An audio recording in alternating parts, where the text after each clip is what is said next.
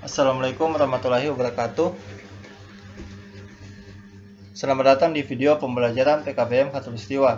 Pada kesempatan kali ini, kita akan mempelajari pelajaran ekonomi modul 9 unit 2, realisasi, minimalisasi pengeluaran, dan optimalisasi pendapatan. Pengertian fungsi asas dan jenis pajak.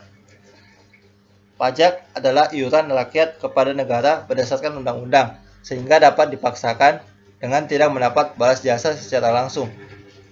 Fungsi pajak adalah fungsi anggaran. Dalam fungsi anggaran, pajak berfungsi sebagai anggaran atau budgeteer, yang mana pajak digunakan sebagai sistem untuk menginput dana secara optimal ke kas negara yang didasarkan pada undang-undang yang berlaku. Fungsi pengatur. Hal ini untuk kepentingan dan kemajuan negara. Fungsi pemerataan. Dengan mengutip pajak yang akan terjadi pemerataan pendapatan penduduk karena hasil dari pengutipan tersebut dapat dipakai untuk berbagai kegiatan pembangunan. Fungsi stabilitas. Pajak berfungsi untuk menstabilkan negara. Fungsi redistribusi pendapatan. Pajak yang telah dipungut oleh negara akan dipakai untuk membiayai semua kepentingan umum. Asas. Dalam pajak terdapat asas pemungutan yang harus diperhatikan, yaitu keadilan. Proses pemungutan pajak haruslah adil, yang artinya semua wajib pajak mempunyai hak dan kewajiban yang sama dalam perpajakan, tidak ada diskriminasi. Oleh karena itu, dalam konsep ini ada dua keadilan, yaitu keadilan horizontal dan keadilan vertikal. Kejelasan. Sesuatu di dalam kegiatan perpajakan harus detail. Wajib pajak wajib mengetahui berapa pajak yang harus dibayar oleh mereka, kapan waktu pembayarannya, dan batas waktu pembayaran pajak tuntutan tersebut secara jelas. Kenyamanan. Kenyamanan wajib pajak haruslah diperhatikan dalam pelaksanaannya pemungutan pajak agar tidak mempersulit mereka yang dalam memenuhi kewajibannya. Ekonomi.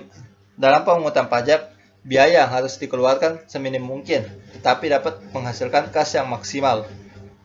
Unsur yang harus diketahui dalam pajak, yaitu wajib pajak atau subjek pajak merupakan pribadi atau badan yang dengan dasar peraturan perundang-undangan perpajakan diharuskan membayar pajak.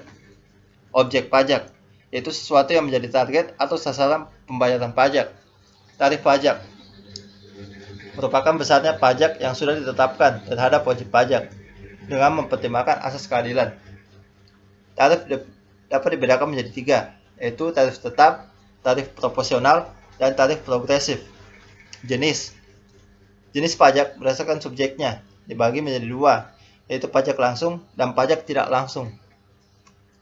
Berdasarkan lembaga pemungut pajak, pajak pusat, dan pajak daerah. Berdasarkan sifat pajak dibedakan menjadi pajak subjektif dan pajak objektif. Simulasi pajak.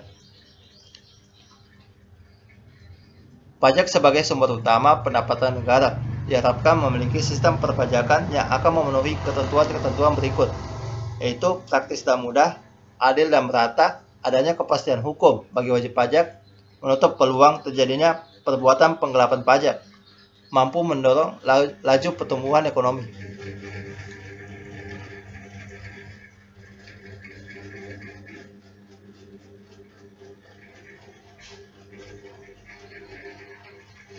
Berikut ini undang-undang perpajakan yang berlaku di Indonesia, yang semuanya merupakan pajak pusat, yaitu Undang-Undang Nomor 16 Tahun 2000 tentang Ketentuan Umum dan Tata Cara Perpajakan.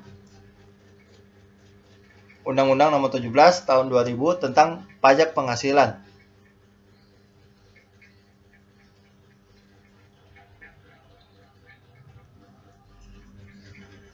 Dan Undang-Undang Nomor 12 Tahun 1994 tentang Pajak Bumi dan Bangunan.